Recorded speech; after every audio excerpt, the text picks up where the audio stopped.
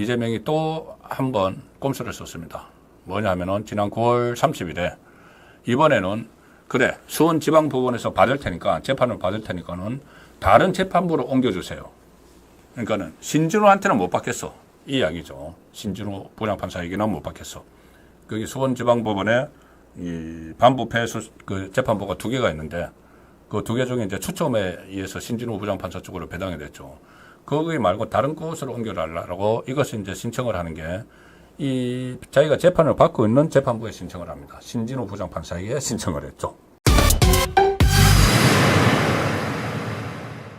이재명 재판부 쇼핑 또 불발됐다. 재판부 재배당 신청도 퇴짜를 맞았습니다. 뭐냐 하면은 이재명이 이제 11월 달에 1심 2개가 나오죠.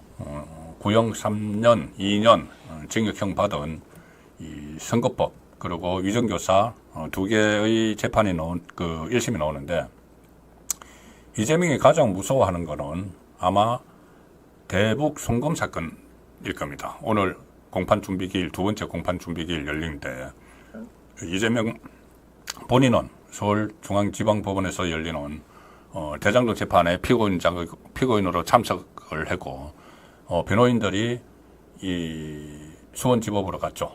그래서 거기서 공판준비기일이 있었는데 공판준비기일은 말 그대로 앞으로 재판 일정을 논의를 하고 하는 과정이기 때문에 피고인은 출석할 의무가 없습니다. 그래서 안 왔는데 오늘 피고인들은 이재명 외에 이화영, 김성태까지 다 있죠.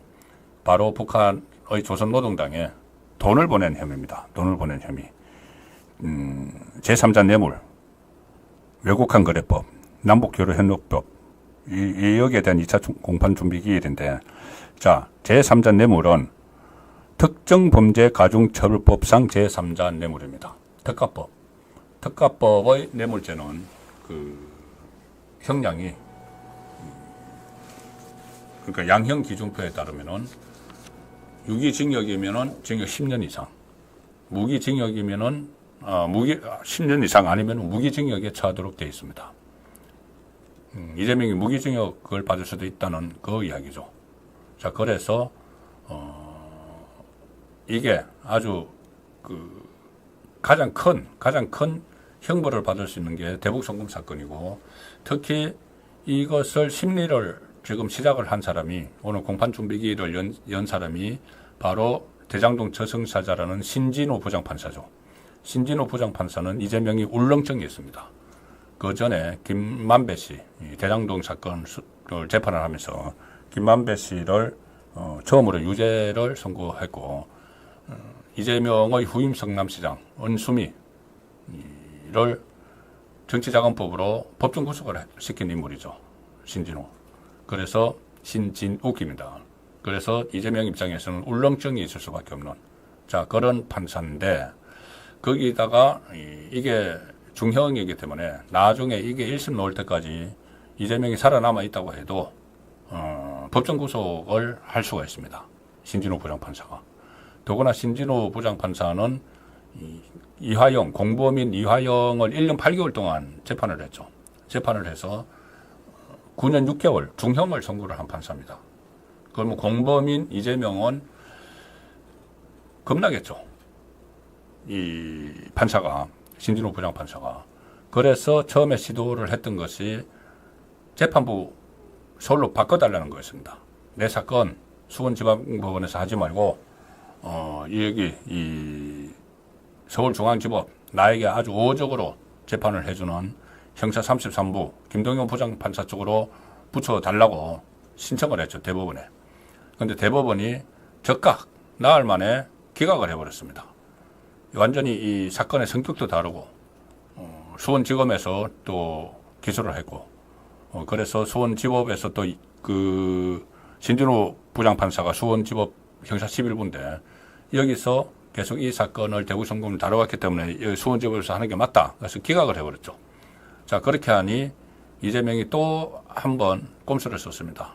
뭐냐 하면은 지난 9월 30일에 이번에는 그래 수원지방법원에서 받을 테니까 재판을 받을 테니까는 다른 재판부로 옮겨주세요. 그러니까는 신진호한테는 못 받겠어. 이 이야기죠. 신진호 부장판사 얘기는 못 받겠어.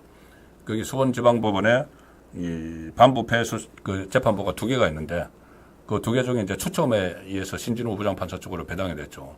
거기 말고 다른 곳으로 옮겨달라고 이것을 이제 신청을 하는 게 이 자기가 재판을 받고 있는 재판부에 신청을 합니다. 신진호 부장판사에게 신청을 했죠.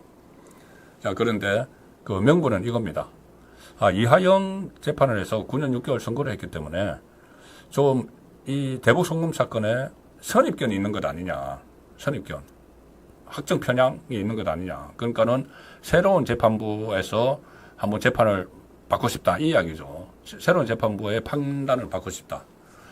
자, 그런데 이게 그런 뭐 여태까지 전례가 없는 데다가 또 이거 1년 8개월 동안 심리를 한 곳에서 재판을 하고 또 이 판사들이 그 법과 양심에 따라서 법에 따라서 이렇게 법을 적용을 해서 하는 건데 이걸 마치 선입견을 갖고 있는 것처럼 그렇게 핑계를 대서 바꿔달라고 한 겁니다. 다른 데로.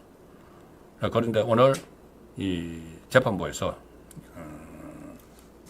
공판 중비기를 하면서 오늘 재판부에서 사실상 이것을 퇴짜를 놔버렸습니다. 그렇게는 할 수 없어. 퇴짜. 그대로 신진호 이 재판부에서 앞으로 이제 재판을 받게 되는 그런 상황이 된 겁니다. 그래서 결국은 재판부 재배당, 이제 2번째 재배당 한 것도 퇴짜를 맞았는데 이게 퇴짜를 맞을 거에 뻔한데 이걸 왜 이 신청을 했느냐. 자, 2가지 또 꼼수가 있습니다. 여기서 2가지 꼼수가 있는데 하나는 뭐냐면은 재판부 기피 신청을 하려고. 내가 이 재판부가 선입견이 있는 것 같아서 다른 데로 바꿔달라고 했는데 그것도 안 바꿔줬어. 그럼 나 이 재판 못 받겠어. 재판부 기피 신청을 하려고. 그럼 재판부 기피 신청을 하면 이 기피할지 안 할지를 또 옆에 재판부에서 판단을 합니다. 그러면 기피 신청이 기각될 게 뻔하죠.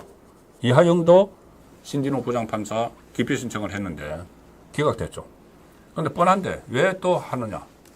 시간 끌겠다는 거죠. 시간 끌기.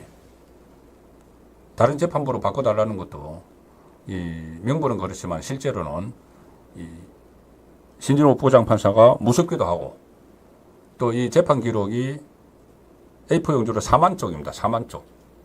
4만 쪽을 다른 재판부가 가져가면은 재판 기록을 다 보는데 또 몇 달 걸리겠죠. 그래서 그 꼼수로 이 재판부 재배당 신청을 했는데 그게 이제 안 될 거 뻔하면서 한 것도 또 꼼수라는 거죠.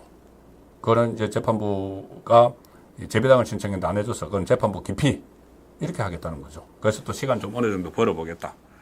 이재명의 모든 전략은 이 1심 선고가 총선전에 안 나오는 것이었죠. 이것은 지금 성공을 했습니다. 뭐 단식도 하고 뭐 여러 가지 이유를 들어서 막 재판 질질 끌었죠. 그리고 또 하나의 전략은 이 대선 전에 모든 대법원 확정 판결 안 나오는 건데 어떤 수를 써서라도 지금 재판을 끌고 있는 상황입니다. 그래서 이것도 재판 지연 작전의 일환으로 이런 재배당 신청 쇼를 벌였다가 이 퇴짜를 맞았는데 퇴짜 맞을 거 다 알고 한 거죠. 재판부 쇼핑하듯이. 그럼 이렇게 되니까 또 하나 또 꼼수가 있습니다. 하나는 이게 이제 안 될 거를 재배당이 안 될 걸 분명히 알면서 한 것은 하나의 이유는 재판부 기피 신청을 하기 위한 거고, 2번째는 이 재배당을 신청한 날에 제가 한번 설명을 드린 적이 있죠. 이건태 대장동 변호사 출신 국회의원이 법안을 하나 발의를 했는데 뭐냐면은 공범은 같은 판사가 재판을 하지 못하도록 하는, 아니 공범을 같은 판사가 재판을 해야지 사건의 개요를 다 알고 하는데 공범에 대해서는 같은 판사가 재판하지 못하는 법안을 또 발의를 한다고 합니다. 이것은 말도 안 되는 법안이라서 이 통과 아무리 민주당이라도 이걸 통과시키기는 어려울 것 같은데, 그러니까 이하영을 재판을 한 판사는 이재명을 재판을 못한다. 이게 말이 안 되는 이야기죠.